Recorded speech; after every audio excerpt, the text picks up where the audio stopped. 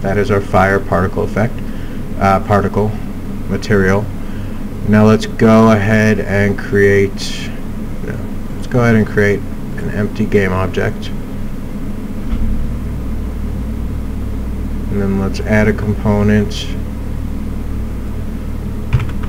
particle system, and then let's name this properly as fire. And then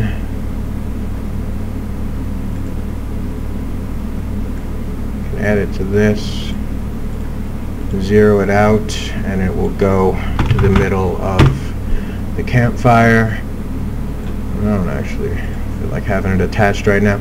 Okay, so let us go ahead and start here. Leave looping on. Let's bring in our material. Not quite sure why it doesn't let you hover over here and add it, but just go underneath, like right here, and drop it on, and there you go, and see how awesome that looks. Right. So right now, since we didn't actually turn on the texture sheet animator, it is just making that whole thing pop up, and now you can see it's actually coming off different, or individually rather. And go ahead and leave the cycles at 1. We're going to work with the whole sheet. Frame over time, let's go random between 2 constants and do like 0 and 15. I'm not doing a lot of guesswork here. Like normally you would play around a lot with this to get it the way that you like it. I have some notes on my other monitor that I am glancing at, so yeah. Let's do rotation overlay. Let's actually go up to the top and work on some of that. The start lifetime, we'll do random between 2 constants, and we'll do 0.65 and 1. And then start speed, we'll do the same, random between 2 constants. I don't know, 0.9, and then 1.8. And start size, random between 2 constants. I guess 0.35 and 0.6.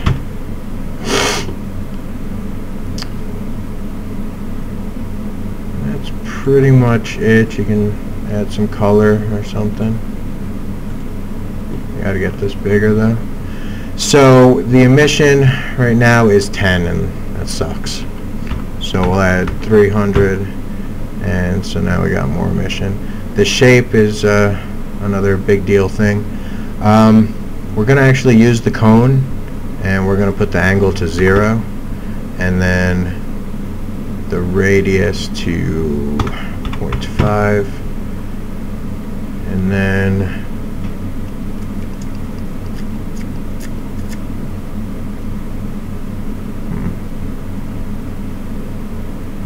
sure why it's not coming up bigger. Rotation over lifetime between 2 constants, negative 270, and then 270. And I realize what the problem is. I made this one pretty big, I think, so I think I'm going to have to make everything else a little bit bigger. So 3.5 to 6. Yeah, so I made the model, if you remember, much bigger when I did the one here than my directions that I have are telling me. So I kind of think I just need to raise everything by about 10 and then work from there, or multiply everything by 10. Clearly not that. 1. And then our shape is coming across pretty terribly.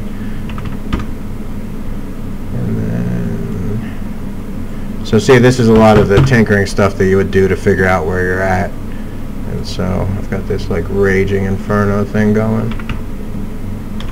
You know, that's not quite what we want going on here. So there you go, we're done. Just kidding, that's terrible. So I'm compressing the cone, and I guess we're going to go with about that. Rate 100. Let's change the start speed to 0.5 and 1. Start lifetime, let's make it 3 and 4.5.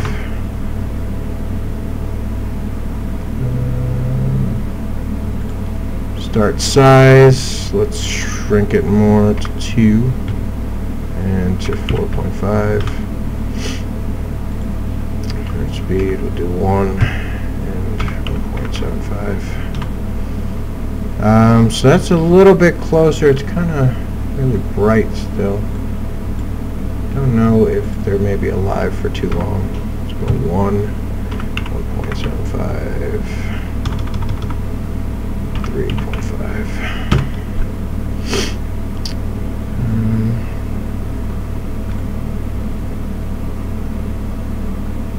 So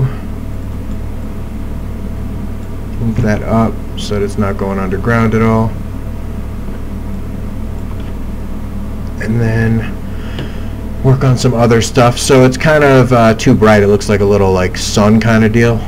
So maybe if we work on this some, and maybe go like this.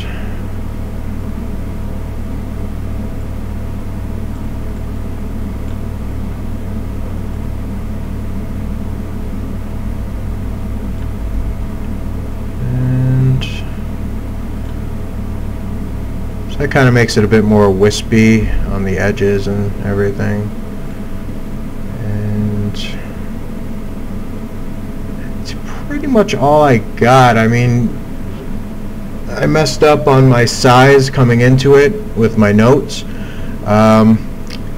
So I'd say, you know, tinker with it and figure out what looks best for you. That kind of helps. And then on mine, actually, so if the time is 5, you can set up bursts, and the bursts will, you know, give it a burst like that. You see it brightens up. And then you can choose when and how many you want to do. So let's add a couple. 1.25, we'll do a burst of 100 at 2.0, we'll do a burst of 150.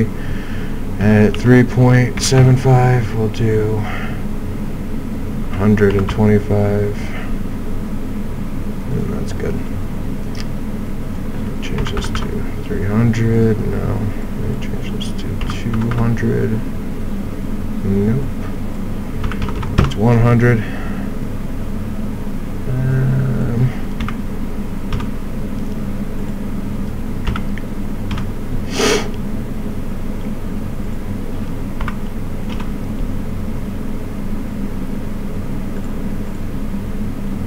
And then, I don't know, it's pretty much it. You can easily grow it like this. This one in the middle makes it taller. These ones make it shrink, the cone on the outside. So, you know, that's pretty close to what I had.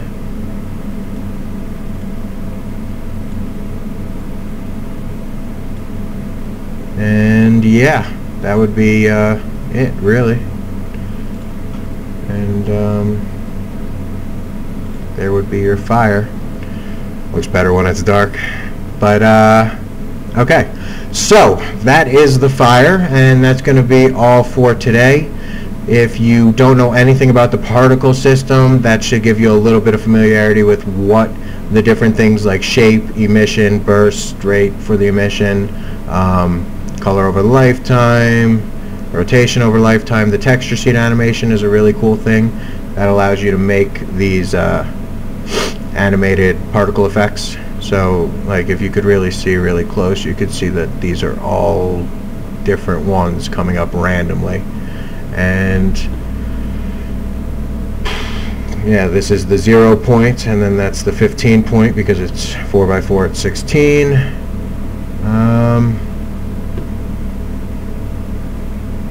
Yeah, and that's it. I mean, if you do size over lifetime, you can kind of make it so that it shrinks towards its end of its lifetime, and that can create, you know, pretty cool effect for the fact that it diminishes at the end or something. But I don't want to, and I'm not going to. So there you go, tinker with this. It's really a lot of fun. Everybody loves particle effects. They can really look awesome. And in the next one I will show you how to make the smoke that will come off of the fire. If you watched my fireworks particle effect tutorial, the smoke trail is what I am actually just duplicating for this, because it pretty much works out the same, just with some minor tweaks, because it's not a smoke trail in this, it's a constant smoke stream coming off the fire. So thanks so much for watching.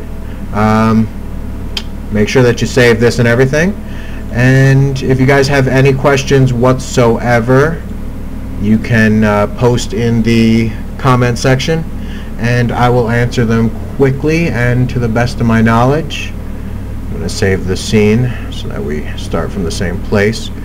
I don't know, scene. So we're done, and yeah, have a great day everybody.